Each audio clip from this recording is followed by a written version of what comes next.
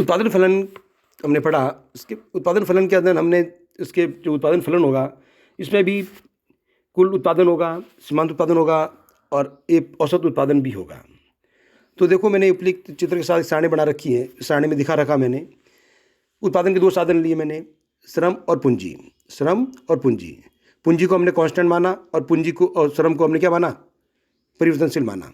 परिवर्तनशील साधन श्रम, जैसे कोई फर्म बनी हुई उसके अंदर पहले जीरो था तो कुल उत्पादन भी जीरो था, सीमांत भी जीरो था और औसत भी जीरो होता है।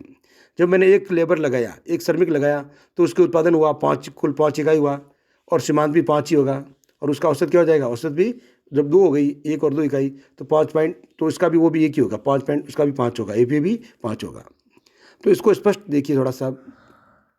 तो इसकी पहले परिभाषा मैं समझाता हूँ कि टीपी क्या होगा, जितनी परिवर्तनशील इकाई का अपन उपयोग करेंगे, जितनी श्रम परिवर्तनशील इकाई की मात्रा बढ़ाएंगे उससे जो उत्पादन बढ़ेगा उसको क्या कहेंगे, टोटल उत्पादन, टीपी कहेंगे। क्या कहेंगे, सिग्मा पीएल।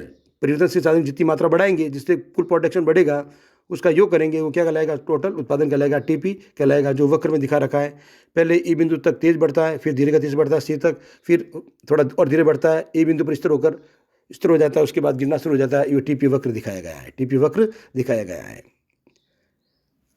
आगे दिखाएंगे, इसकी व्याख्या अभी मैं करूँगा। और एमपी क्या कहेगा, TP N plus 1 minus TP N, मतलब एक अगली इकाई में से अभी का उत्पादन बाहर निकाल देंगे, जो उस इकाई का उत्पादन आएगा वो उसका सीमांत उत्पादन आएगा। और एपी बराबर क्या हो जाएगा, टीपी बटा क्यू हो जाएगा। तो इसी तरह ये सारणी बनी हुई है। तो इस सारणी से अभी इसके अर्थ को भी समझ लीजिए। पहले अगर पहली इकाई परिवर्तनशील इकाई लेबर की मात्रा 1 होती है तो कुल उत्पादन 5 होता है, 2 होती है तो कुल उत्पादन 11 होता है, 3 होती है तो 18 इकाई होगा, 4 होगी 24 होगा, 5 होगी तो 29 होगा, 6 होगी तो 32 होगा, 7 होगी तो 32 होगा, 8 होगी तो 28 होगा, 9 होगी तो 23 इकाई होगा। अब इसकी सीमांत उत्पादन ज्ञात करेंगे। सीमांत T P N plus 1 minus T P N, तो क्या हो जाएगा, टी दो ए का ज्ञात करना है तो क्या हो जाएगा, टी पी एन के पहले कितना था, 0 था, क्या 1 जोड़ेंगे, 1 माइनस 0 बार क्या होता है, 5 माइनस 0 बराबर 5, तो 5 हो जाएगा। तीसरे का जोड़ेंगे 18 माइनस 11 बराबर 7 हो जाएगा, 24 18 माइनस 18 बराबर 6 हो जाएगा, 29 माइनस 24 बराबर 5 हो जाएगा, 32 माइनस 29 बराबर 3 हो जाएगा, 32 माइनस 32 बराबर 0 हो जाएगा, 28 माइनस 32 बराबर माइनस 4 हो जाएगा और 23 माइनस 28 बराबर माइनस 5 हो जाएगा। ये हो जाएगी प्रत्येक इकाई की सीमांत उत्पादकता, अर्थात एक अतिरिक्त इकाई से जो उत्पादन होगा उसकी मात्रा को दिखाएगा।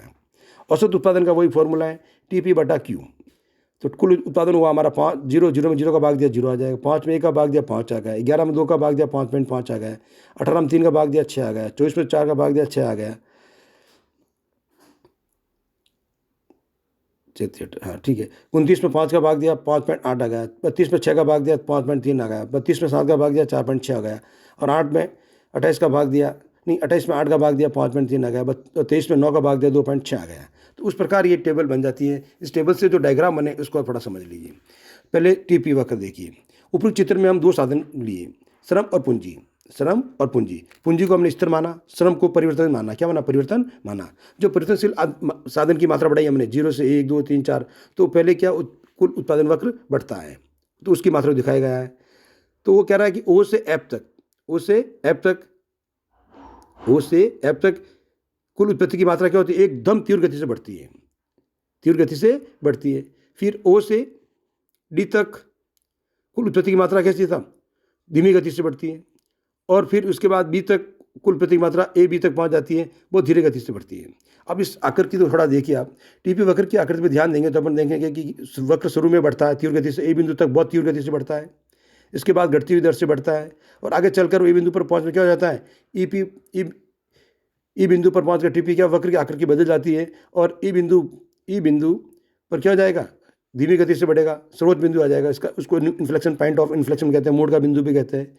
ये आकृति बदल देगा और ये वक्र रास्तेदार हो जाएगा और ए बिंदु पर आकर कुल क्या हो जाएगा, उत्पादन अधिकतम हो जाएगा। इसके बाद भी अगर उत्पादन की इकाइयाँ बढ़ाएंगे, जैसे कि 7 के बाद अपन बढ़ा रहे हैं 8 और 9, उसके उत्पादन क्या हो जाएगा, 0 हो जाएगा। 7 का भी 0 हो गया तो 7 तक ए हो गया, 8 का माइनस हो गया और 9 का भी माइनस हो गया, उत्पादन 0 हो जाएगा। अब एपी और एमपी में संबंध को देखिए आप। एपी और एमपी में संबंध देखिए आप, ये वक्र दिखा रखा है एपी और एमपी, उसी वक्र को लिया हुआ ई सी और ए। ई, सी और ए बिंदु को दिखा रखा हमने, ई, सी और ए को दिखा रखा है। देखो उसमें देखिए उसी वक्र को हमने लिया है। औसत उत्पादन आएगा जब कुल उत्पादन बढ़ता है।